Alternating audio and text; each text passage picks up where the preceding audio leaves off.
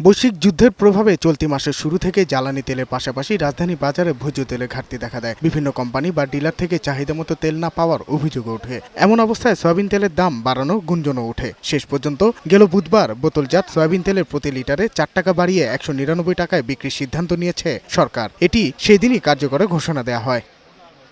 বৃহস্পতিবার বাজার ঘুরে দেখা যায় প্রতিটি দোকানেই সয়াবিন তেলের সরবরাহ বেড়েছে। বিভিন্ন কোম্পানির তেলের বোতল থরে থরে সাজানো, তবে পূর্বের দামেই বিক্রি হচ্ছে বলে জানান ব্যবসায়ীরা। যে দাম বাড়াচ্ছে, নতুন দামের তেল এখনো বাজারে আসে না, হয়তো কালকে মনে হয় এটা ডিক্লেয়ার হয়েছে, আইতে সময় লাগবে। অঞ্চলে নতুন মাল ঢুকে না, বা এমনি কোম্পানি জানে যে মালের দাম বাড়লে ওরা দেখ।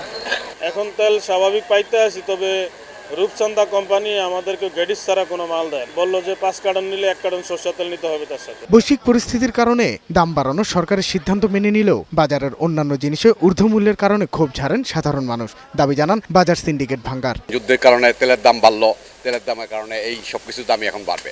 যেগুলি বাড়ছে আবার সবকিছুর দাম বাড়বে, এই আর কি। শুধু তেল না, সবকিছুর দামই বাড়ছে, বুঝছেন। আর সরকার কি করবে সে ওই অতটুক তো আমি যেতে পারবো না। আমি রান্নাঘর পর্যন্ত আছি, মধ্যবিত্ত না, আমরা হইলাম নিম্ন মধ্যবিত্ত। মানে আমাদের যে কষ্ট, এই সমস্ত জিনিসের দাম বাড়লে এটা মানে ভাষায় প্রকাশ করা যাবে না। পুরাতন দামে সয়াবিন তেল এখনো যে পরিমাণে রয়েছে তা আগামী 3-4 দিন বাজারে চলবে। নতুন দামে পণ্য আসা মাত্রই বিক্রি শুরু হবে বলে জানান সংশ্লিষ্টরা। সাজ্জাদুর রহমান, বৈশাখী সংবাদ, ঢাকা।